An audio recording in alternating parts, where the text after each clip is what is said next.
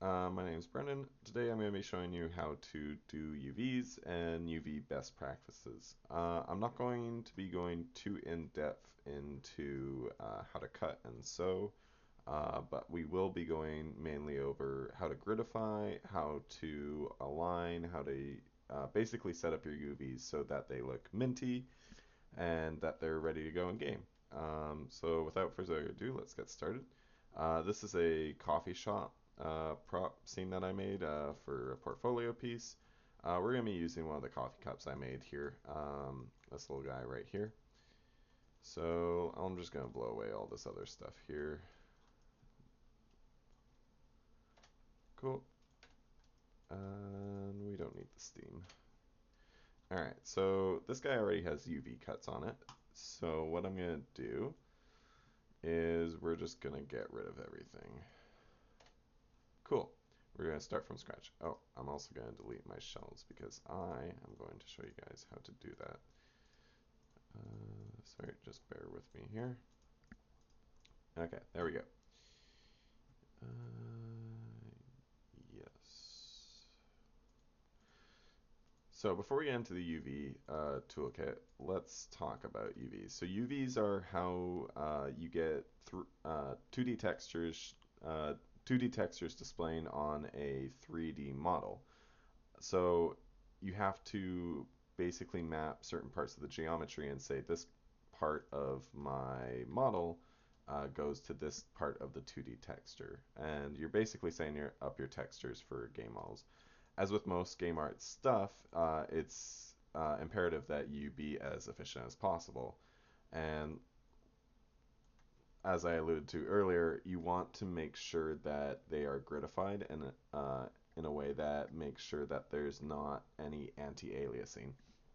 What anti-aliasing is basically, I'm going to simplify it, but basically is if your UVs are at 45-degree angles or they're not at 90 degrees angles, you get jagged edges, and that can result in basically your textures looking not as fresh as they could be, and you can start to see more pixelation, especially on lower res model textures.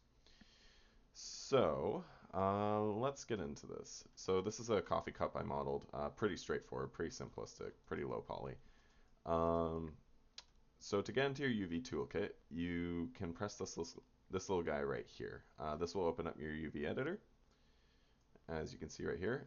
Sometimes it detaches the UV toolkit like that. If that happens, I like to just attach it over here. So as you can see, I don't have any UVs to work with. We're going to be working in the 0, 1 space here. So uh, let's go over the UV toolkit. So over here under Create, it's I personally like to start with automatic. It really depends on your model. Definitely if I'm doing a character model, I would not start with automatic because Maya would just do a terrible job. Um, Again, it depends on your model. Cylindrical might be a good idea for starting with this. Um, kind of, not great. I like automatic. Automatic is really good for hard surface, but if you're doing more organic models, such as characters or an environment that, like say moss or something like that, then you might be better off doing a different kind of UV. But let's start with automatic. So as you can see here, it um, it divided a lot of my pieces based up. What automatic does is it does a projection and it basically cuts on 90-degree angles, which is good for the most part. As you can see, from this perspective, it looks pretty good, but there's some issues like this edge along here, this little inconsistency, and stuff like that. So I'm just going to quickly clean this up. So I'm going to go into UV editing mode so I can show you guys both sides at the same time. Like I said, I'm not going to go too heavy into scene creation, but I am just going to help you get started on that. So when I'm UV editing, I love to have a custom UV shelf. When I was first told about this, I didn't really see the point because I was like, oh, I know how to do everything from the UV editor anyways. It doesn't really matter. But as I got into UV editing, I found it, it for one, it makes my life easier. There's just less menuing I have to go through because everything's up at the top. And sorry, got distracted there. Yeah, it's just gonna make your life easier. So it's best to have a custom shelf. So how to get a custom shelf? You go in your UV editor, you go to View, and you go to Custom Shelf. So what this will do is it'll basically make another shelf here for UV editor specifically, and you can hold Control and Shift to basically add something to your custom shelf. So for example, if I wanted to add cut, so like you usually cut UVs, I would hold Control Shift, click on that guy, and he's suddenly up here.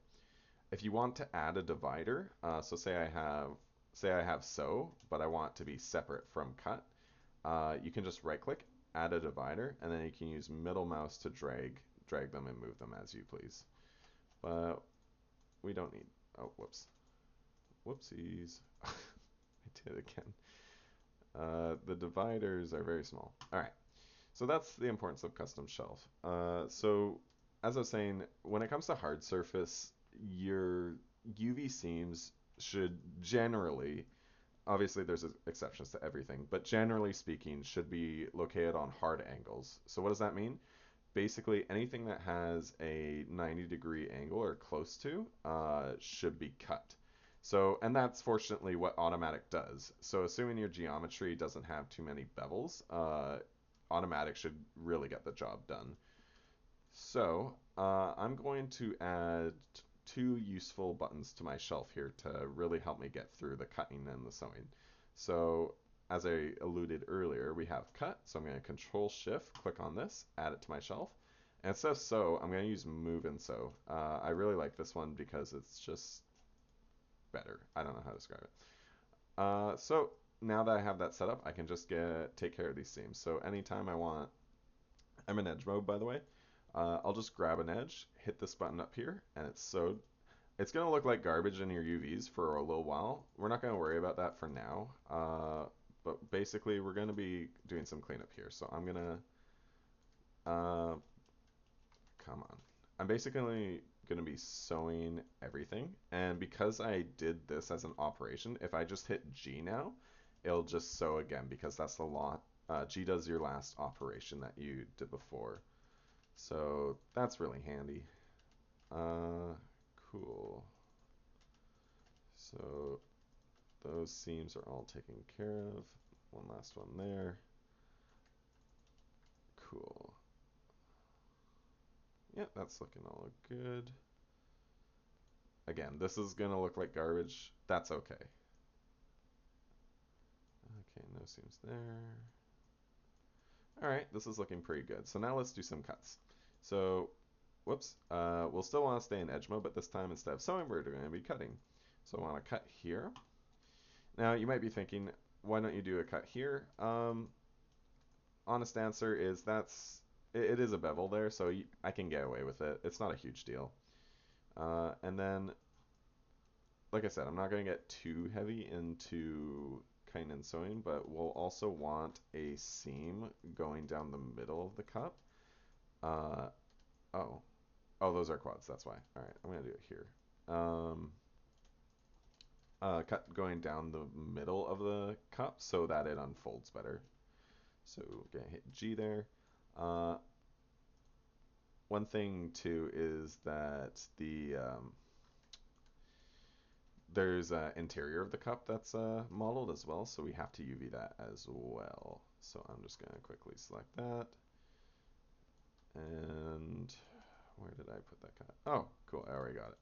Okay, and that's looking good. We want that we want that UV seam on that hard edge.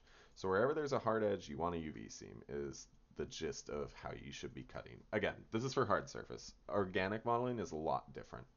No, we don't want that.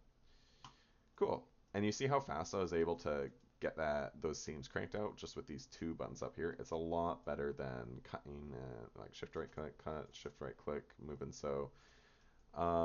there's other ways to cut and sew, but that's how I personally like to do it. So now that we're good there, let's go into the actual layout. And by layout, I mean unfolding.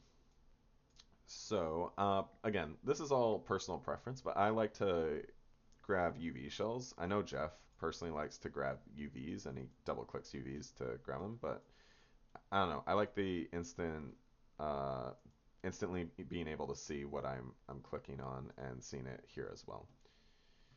Let's get rid of our UV editor because we finished our seams. So I want this in a bigger picture. Ah, this is what I was saying earlier. It separates it. So you just drag it like that. Cool. All right, so the first thing we're going to do is all our UV shells look like garbage because they haven't been unfolded. So let's add a divider up here by right-clicking, and we're going to go under Modify and Unfold. So there is a shortcut. You can just press Control U, and if that's what you'd prefer to do, then go for it. But I like adding a shortcut here. So Unfold, we're going to grab all these UV shells, make sure you're in UV shell mode. You can right-click to go into UV shell mode and select all these. Then we're going to hit Unfold. And what that results in is a lot of garbage. Oh, whoops, I made some mistakes here. Let's quickly fix that. These edges should be sewn. Cool. Yeah, that one's good. Okay, let's unfold these again. Unfold. Cool. Okay, I'm gonna lay these out just so they're a little easier to see. But we'll actually get into proper layout later. Okay, so unfold and orient. So this is how I kind of get myself set it up for UVing. First thing you want to do is unfold, so any changes you made while cutting and sewing is kind of dealt with. The other thing you want to do is orient. So what orient shells does is it just basically orients it to a 90 degree. It'll do its best. Sometimes it doesn't do a great job, especially if your UV doesn't have a lot of hard angles. Like if it's a circle, it doesn't really have a great chance at orienting. But we're gonna do that anyway, and you see it's either facing upright or it's facing horizontally here. So now that that's set up, what should we get into? We should get into straightening shells, or sorry, straightening UVs. Oh, whoops, I forgot to talk about the UV toolkit. So this little guy up here, the UV toolkit, um, you can select by UV or UV shells, as earlier mentioned. I believe there's a shortcut for it if I don't remember off the top of my head. You can, like modeling, you can also select vertices, face, and or edge and face. Although I wouldn't recommend it because there has been instances where I personally like, say I'm in face mode or something, you might accidentally affect the geometry. It's rare, but it can happen. Just go in UV shell mode or UV.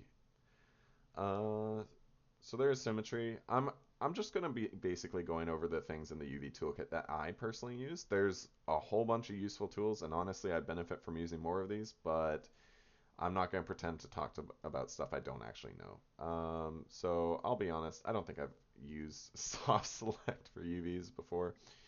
Transform is something I use very often though. So pivot. So when you have a UV, you notice that it defaults to the center of the UV shell, right? Pivot lets you just automatically change the pivot. It would be better if I had a straight UV to demonstrate, but unfortunately they're all bent, so I'm going to quickly straighten. Cool. Don't worry, we'll get into that later.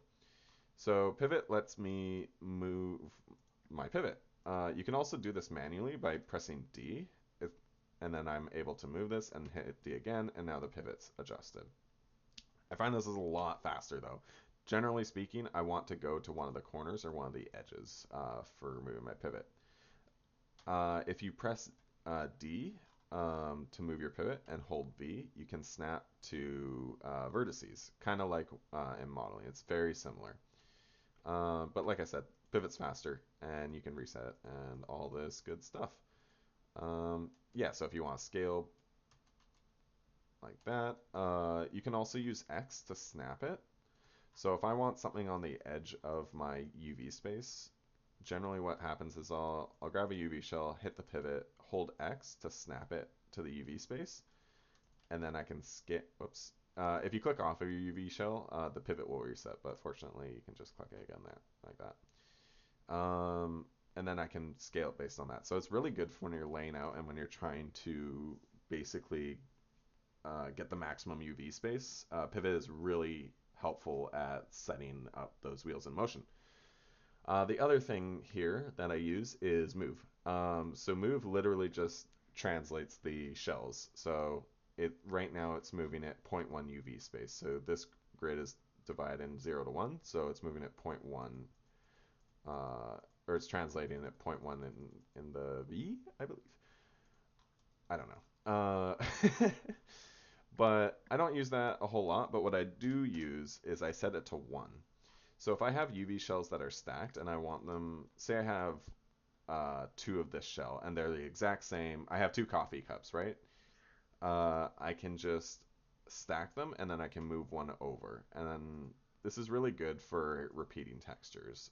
That's really all I use it for, honestly. I don't think I've ever had it not set to 1. But yeah, that's pretty much it. So rotate. By default, your rotate works like your modeling rotate. I actually hate that. So I usually turn step snap on. Ignore those sirens. I live in Vancouver. Uh, So by default, I use step snap on and turn rotate to 90 degrees. So that means anytime, jeez, I turn rotate to 90 degrees only. So anytime I rotate, I'm not getting increments in between. I'm only getting 90 degrees, which is great. You can also do it manually like this, but why do that when you can just hit E for rotate? And then you're good to go. It's personal preference. If you do want to turn step snap off, say you just have to rotate something, it's basically inverse. So press J to undo the step snap, and then you have to hold it, right? And then you can rotate like normal. But it's your call. That's a personal preference. I know that's not for everyone. Scale. You can do the same thing with scale. I find step snap isn't as useful because it's pretty extreme. Again, personal preference. I don't use that one a whole lot. Get and set. This one's great. So what your textile density is it's a ratio of the pixels per unit. I'll be honest, I don't quite know. What it translates to is how uh, much of the texture your UVs get. So a higher textile density means that it's a higher resolution, basically. Generally speaking, you want generally speaking your bigger UV shells should be bigger, and your smaller UV shells would be smaller, meaning they all get the same textile density. Sometimes there's exceptions though, like the inside of this cup, for example, we want a lower textile density because you're probably not going to be seeing the inside of the cup as much. Um, for this scene, actually, I modeled some coins and I gave them a very high textile density because I wanted the detail on those coins to really come through, but they're very small props. Generally, in games, though, that wouldn't matter. You give them a smaller UVs or a smaller textile density, unless the player was looking at them really close or something like that. So it depends. It really depends. Think of what the player is going to see the most. Um, like I said, generally bigger UVs or bigger geometry should have bigger UVs. You can just set the same textile density to everything, and that means that it'll be consistent, right? And then if you click on one and click get, that'll get the textile density for that specific one, and then you could set everything to that, right? Cool. So creating. This is basically how you get started. Like I said, you can do automatic. Cylindrical and spherical can be useful at times. Camera based can also be useful at times.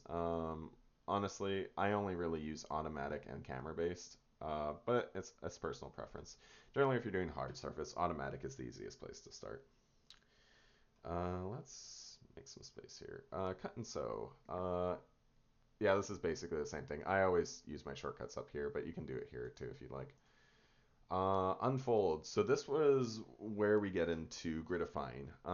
So straighten UVs. I did this earlier. I'm going to unfold this.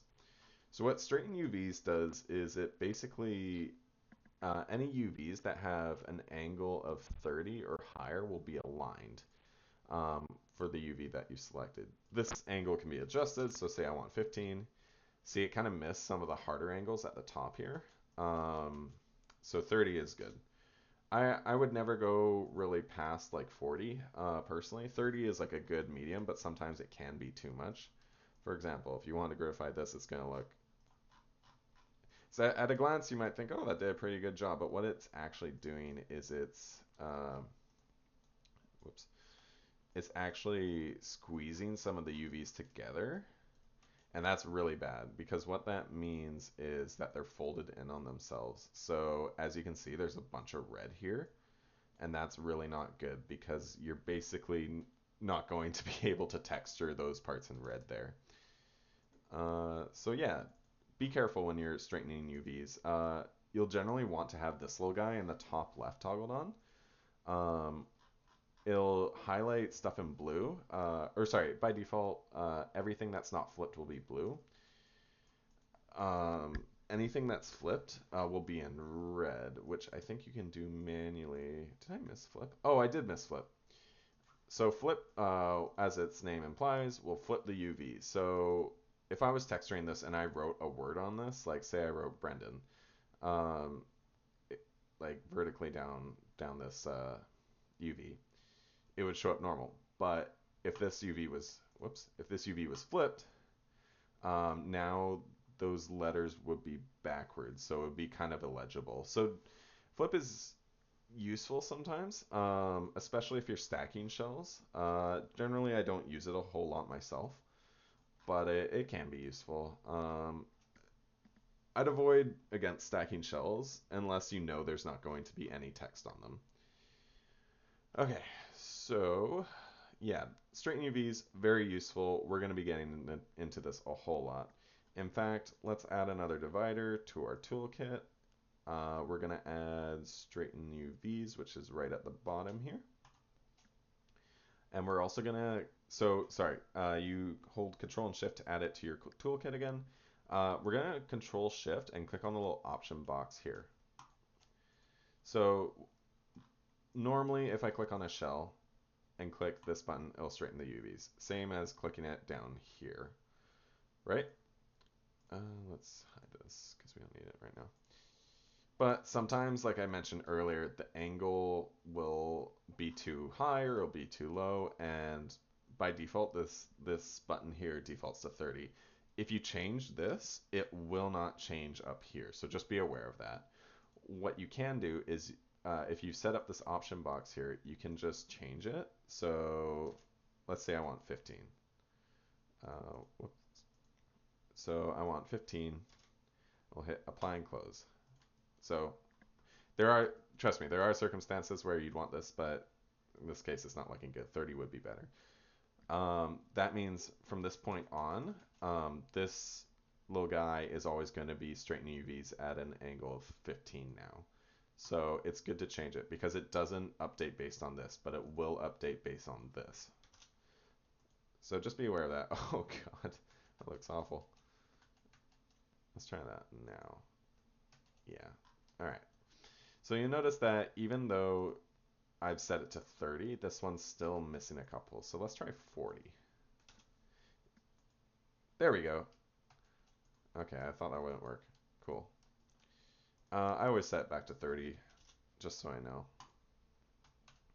Cool. So generally, you want to straighten UVs to give yourself more space to lay them out. Because if they're curved like this, it's harder to basically lay out your UVs because they're taking up more space than they need to. Gridifying does distort them a little. So for example, because it's not a... Actually, you know what? Let's go back. So this is a one-to-one demonstration of this UV. So this UV, wherever the checkerboards are on it, will be displaying on here. As you can see, the checkerboards aren't distorted at all, which is good, but it means that our UV shell is taking up more space, which isn't good. So if we straighten it, oh, sorry, I'm going to turn the checkerboard back on.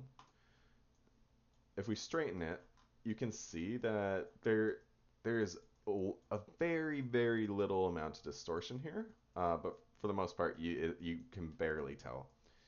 And that means our UVs are going to pack a lot tighter and a lot nicer. So that's really why you want to gridify. Even if there is a decent amount of distortion, Substance Painter will compensate for that. It does a good job at projecting textures anyway. So even if there is like distortion, if you turn on the checkerboard and you can still see distortion, as long as it's not like absurdly distorted, you can usually get away with it. So gridifying your UVs is really important, and it's it's the difference between an amateur and an expert. It can really help take your UV into the next level. So that's basically a lot of what we're going to be doing today. Um, when it comes to stuff like circles, these circles can basically be cut into strips, right? It's technically a strip. So I can do a cut here, then I can grab it, unfold it, I can unfold it. Is it just not going to unfold? I guess it's already unfolded. But now you see I have a strip. So circles like that are technically still strips, we're going to want to gridify. Circles like this, I would advise against it. Unfortunately, some UVs will just take up some space, and that's how it is. I deleted all the other props I had. Yeah, I did. Another good example is I had a pair of sunglasses, and the front frame of the sunglasses I basically didn't gridify because they were projecting really nicely, and there was no way to really gridify them without seriously distorting the UVs. So at that point, that's okay to just have the UVs not gridified. Not everything has to be gridified. It's a judgment call. And that judgment call is based on how bad it's distorting the textures versus how much space you're saving. Obviously, if just make sure that you're not getting a red on your UV because that can result on textures straight up not showing up. Okay, so now that I've showed you how to gridify, stuff like this is pretty easy because it's pretty cooperative. So that's easy. What about something that doesn't straighten like that? Well, like I said earlier, you can increase the angle. Oh, it's still not. So in a case like this, you notice that even if I was doing 40, okay, never mind. Okay, it was working. It reverted back to 30 and I didn't notice. But let's talk about something like this. So if we cut this, I'm pretty sure it won't unfold.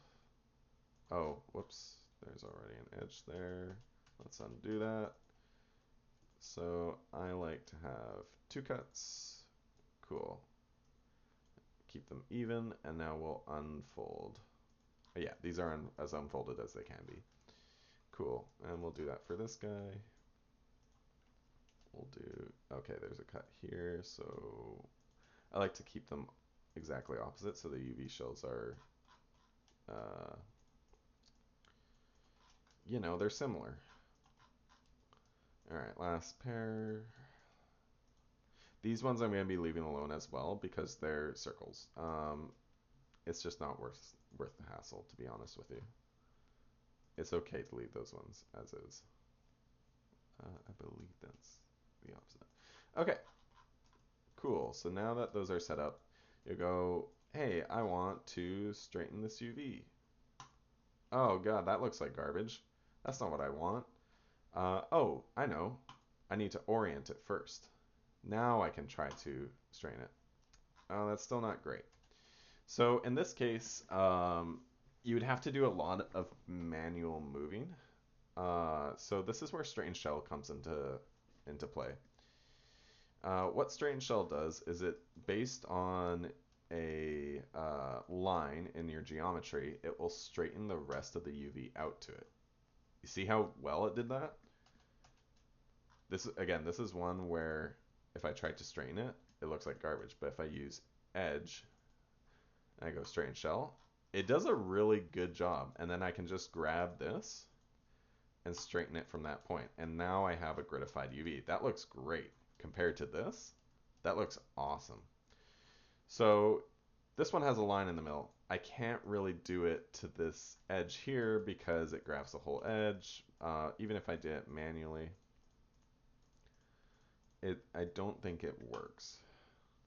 Yeah, it doesn't work. Straighten shell. Yeah, it doesn't work. Okay, so first off, let's add straighten shell to our toolkit here. So we'll go modify, straighten shell, control shift, click on it. Hey, it's up here now. So in this case, we can't straighten the shell because we don't have an edge to straighten it to. So what we can do, whoopsies, whoopsies, whoopsies, is we can add a cut. So I'm going to click on this shell, press F to focus it. Okay, so it's these two up here.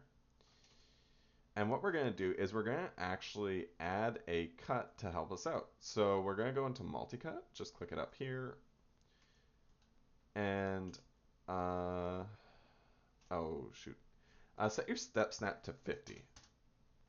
So now it will always snap to the middle if I hold shift. So control gives you the ring, shift snaps to the middle. You want your step snap to set 50. So I'm going to add a cut here. So now if I jump back into my UV editor, I have edges that I can now orient. Come on. Why is it not cooperating? Oh, because I'm still multi-cut. All right, now it should work. Just press Q to exit out multi-cut there. Okay. So now I have an edge I can orient to. Beautiful. Beautiful. Let's do that again. I can hit G. I can't hit G. Okay, that was weird. Cool, these are looking pretty good. You notice that there's some discrepancies, like this line isn't gridified, and some of these lines aren't gridified. That would give you some small, albeit pretty inconsequential anti-aliasing issues. But let's get rid of them. Straighten UVs. Straighten UVs. G. Cool. These ones are gridified. Now, there's one thing you want to make sure you don't forget to do once you have these done, is that there's still that line in the middle. You're basically doubling your poly count for nothing, for something that's not even affecting the silhouette. So what we want to do is we double click on this edge loop to select it, and then we hit Control Delete to get rid of it. Make sure you don't hit just delete, because that will leave the vertices intact. So these are all n-gons now. So you want to make sure you're hitting Control Delete. That's how we do it. It'll take the vertices with it. You see the vertices are gone now. So now that we know how to do that, let's do it to the other ones. So these ones already have an edge in them. So I think I forgot. When I made this model, I must have forgotten to delete the edge loops in it. So we all make mistakes. It's okay. So if I want to give this one the texture density of this one, if I want them to be the same size, that's where that get and set thing comes in handy. So I can get the textile density of this one and set it to this one. Now they're the same size. Or they're not. What? Get, set. Okay, I must have made the cut unevenly then. So this is all fine and dandy, but I don't actually want them to be separate. The reason I cut them into two is because if you had it as just one circle, one long circle, like say like this, even if I oriented to edge, would it work? I don't know. I might have to test that. So I'm going to move and sew these. So now it's just one big one big strip, right? But you'll notice that there's some anti-aliasing issues again. It's a little jagged. So what we do is we just straighten it one last time. Now this UV is done. We just have to delete that edge. Where is that edge? Oh, whoops. Whoops, whoops, whoops, whoops.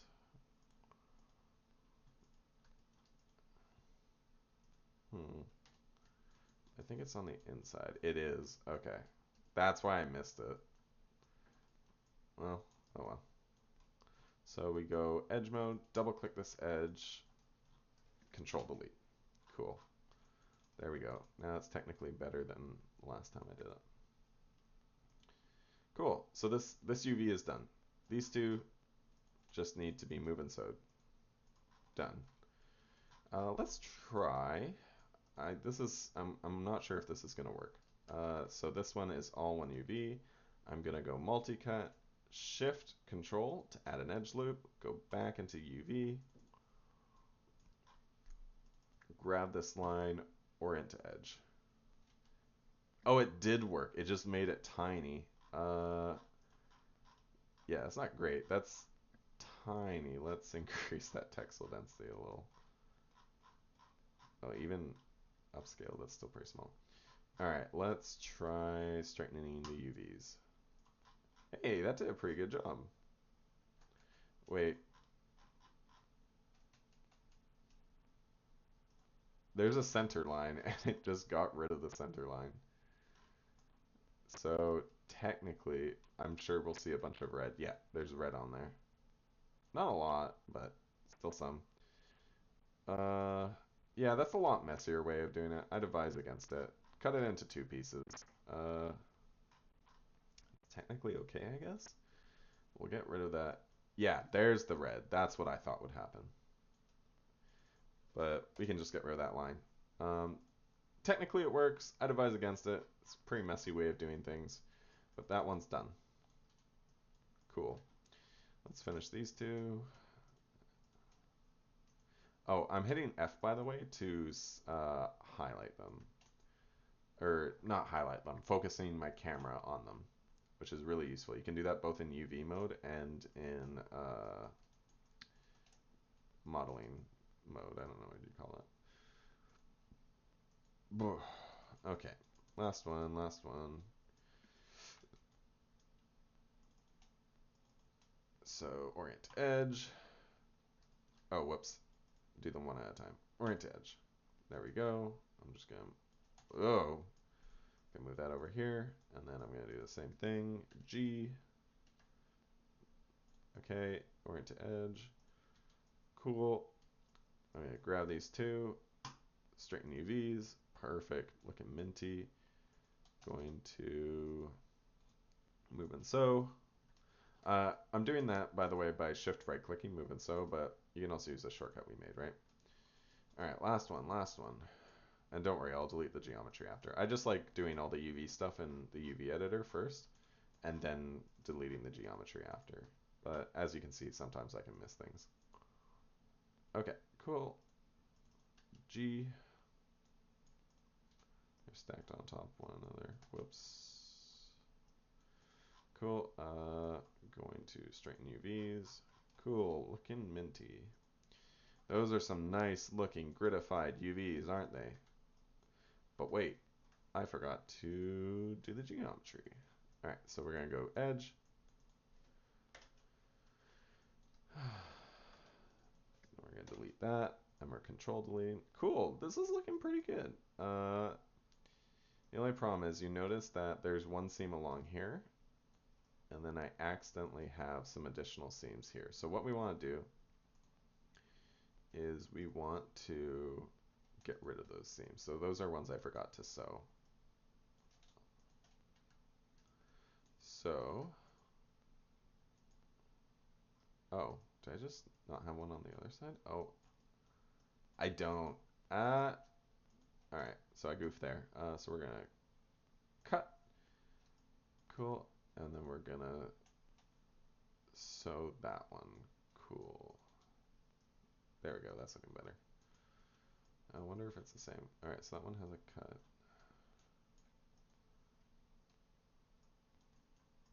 Okay, so this one I just missed. Cool. We are going to move and sew those two. Cool. I think that's everything.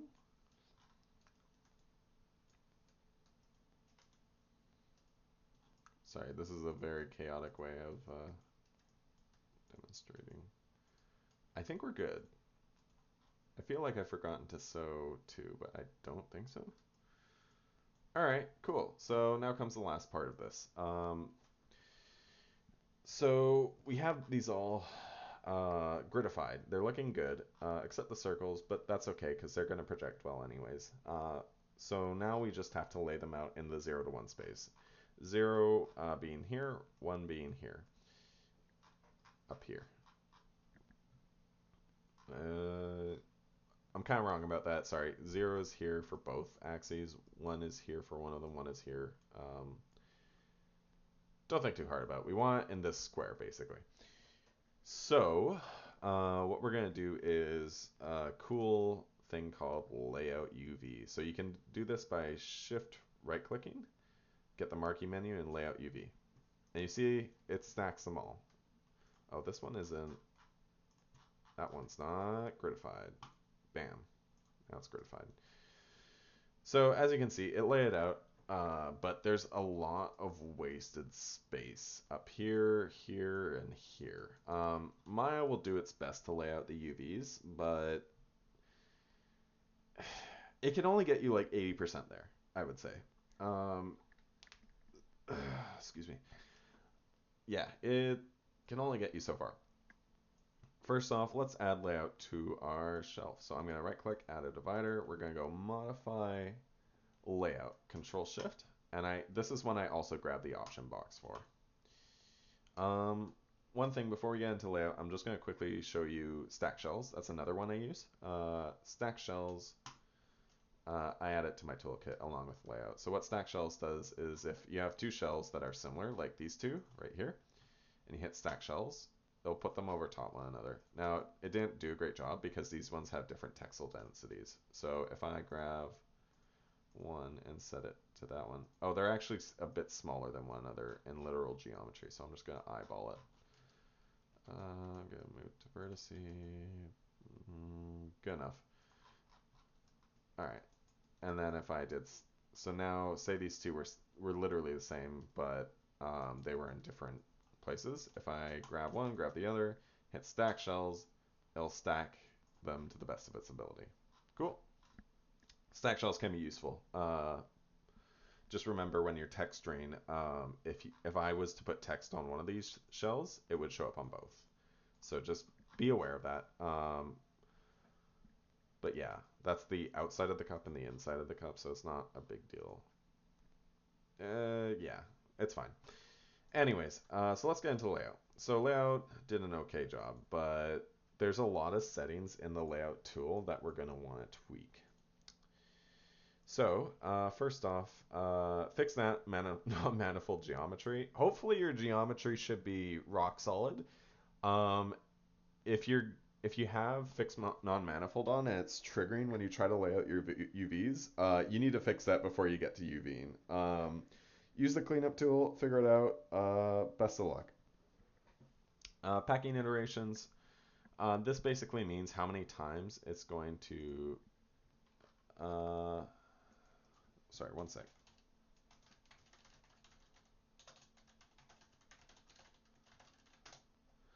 Cool. So packing iterations is basically how many times Maya's going to try until it finds the most optimal one. By default, it's set to 1. You can increase this. I'd recommend never going beyond like 2 or 3 because it does the operation. Basically, you're double, tripling, quadrupling the amount of time it takes for it to lay out UVs. So one iteration isn't too bad. It starts to really bog down and take a long time to lay out when it's something you should be only doing once and then fixing from there. Stack similar is a checkbox that I both love and hate. Stack similar basically means that it's going to stack shells, so like these two, automatically. But sometimes there's shells you do want to stack, and sometimes there's shells that you don't want to stack. So I'd recommend just doing it manually. Stack similar can sometimes really bite you in the butt. So yeah, I'm personally against it, but it can be useful. Uh, so translate shells, rotate shells. You want translate shells turned on, and it is on by default. If it's not, then literally nothing will move. Rotate shells is turned off though. So it doesn't actually rotate the shells, which is why some of these weren't moved, or sorry, rotated when they should have been. So we want rotate shells on. The default settings are good for these. I Yeah, I don't think you'd ever need the other one. So it's only going to rotate in increments of 90, and it's at a maximum of 360. Just don't mess with these settings, honestly. It's fine. Texture map size, yeah, we're fine leaving it. Don't worry about the packing resolution either. Um, so padding. Padding is useful. So you see these two UV shells are actually basically touching right now, right? That's not good because especially in a lower resolution, that means if I say this one had a blue texture and this one had a red texture, right around here for both of them, we would get some purple because they would be bleeding over, especially like if it was like a 256 texture, um, it would bleed over. So you want to give some padding to your shells so that they don't bleed. That's really ideal. Where'd my box go? Cool. And just do that. Cool. So we want to add a little bit of padding. It's based on leave it to pixels because uh, if you have it set to UV, it's basically zero point 0.1 would be one of these distances. So that's actually quite a bit. Just do pixels. It's based on your texture map size. 1024 is fine. So we'll do 3 pixels of shell padding. So now let's. Oh, I didn't say that. Rotate shells, packing iterations. Cool. Let's lay them out. Cool. That's looking a little better. As you can see here, there's still a lot of wasted space, unfortunately. Um, that's okay though. We can fix that. So I think the most important thing first is to determine what the biggest UV shell is, and in this case, I think it's this one. There is technically the inside of the cup that is the biggest. Oh, I forgot about this plane. Let's get rid of that. So this is the inside of the cup, right? And that's technically the biggest shell because, well, it's the biggest shell. But you're rarely going to be seeing the inside of the cup, so we don't need it to be as big. So I would say we should decrease this textile density a little bit. And I believe that's the outside. Yeah. This is where I'm going to have like the logo of the coffee cup and like someone's name written on it, textured hopefully. So I want more textile density for this one, and I probably want more textile density for these two as well, because that's where I'm going to be putting most of my detail. Like I would put the whole of the cup and like maybe somebody's lipstick on it or something. You get the idea. That's where texturing detail is going to be. So I'm just going to scale these up a little bit, and then I'm going to lay them out again. And oh, that did a terrible job. Why is that? Layout, if I hit the layout button here, it has the settings saved from this option box. I don't know why it is laying out so terrible. All right, you know what? That's fine. Let's do this manually. This is what I mean, is the layout option works. It's a starting point. It's not an end goal. So I'm going to use that pivot button. I'm going to move this up here, and then I'm going to hit X and snap it here. And then these ones, I'm only going to rotate them. And this is where I wrote what I mentioned about the rotate tool being really handy. Even if you have a group of UVs selected, you can hit the pivot button and it'll still snap to the bottom, which is great. Pivot. And I'm just hitting X to snap it. Cool. Cool. Snap, snap, snap. Yeah, layout is a cruel mistress, unfortunately. Cool. So this one can be smaller. What's this one? Okay, that's there. I'll probably, whoops. I'll probably be, this one we can just make it fit as much as it can. So let's do that. Cool, that one is as big as it can be without seriously distorting it. Okay, we'll move this one up, give it a little bit of padding, and then scale it. And then I want this one to be big too. Actually, before that, oh my god, I am a mess. Let's increase this one. We want this one to be big. Which one's the inside of the cup? Okay, that one's the inside of the cup. So that one we can make quite a bit smaller because it's not as nearly as important as the outside of the cup. Again, think of what your player is going to see.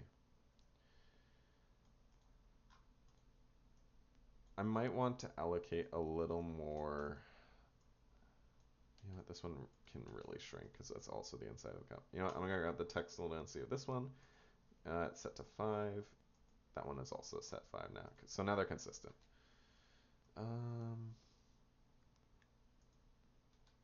That's the outside of the cup. Let's get...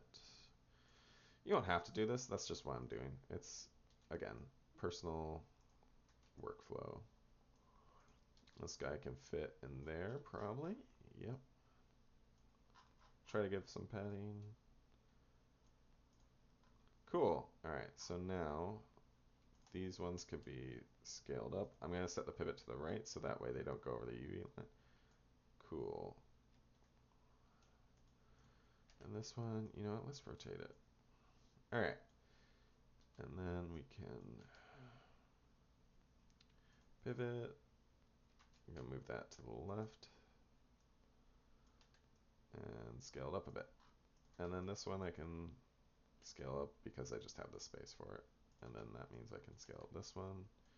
Alright, so you see, like, not the best use of my UV space, but at least packed a lot tighter than it was before. And it didn't take me too long. So that's looking pretty good.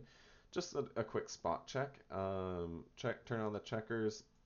Look in here. Look for any serious distorting or anything. That's looking pretty nice. Pretty nice. And if you look on the inside of the cup, the squares are going to be bigger than the outside of the cup. And that's what we want.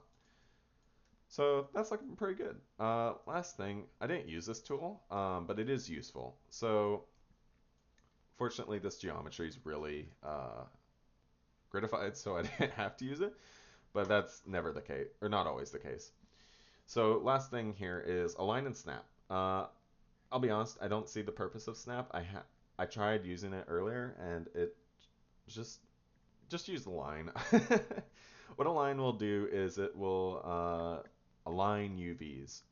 So if you go into UV mode, and say I grab all these UVs, right? So I have all these ones down here and this one up here. If I hit this guy, it'll bring the guys below up above. Cool. If I hit this one, it'll give the, I'll hit anyone, you know, let's do this just to make it more fun. It'll make all the ones above snap to the lowest point. Cool. And if I hit this one, it'll average between the two and align them all. So as you can see, that's pretty useful. I just used X to snap there. There's also the same thing, but in the horizontal. So, or sorry, in the vertical? I'm not sure. So I can snap that one down, I can snap that one up, or I can average between them. I didn't really use it here, but like I said, you can see that being extremely useful. So I think that's it. Hopefully that'll help your UV skills. Again, make sure that they're just gratified and they're laid out and you're making as much of that UV space as possible. Use these tools. I didn't really highlight them enough, but I can't emphasize how useful they are once you really start getting into UVing. But yeah, that's it. If you have any questions, feel free to talk to Jeff or myself. And until then, have a great day.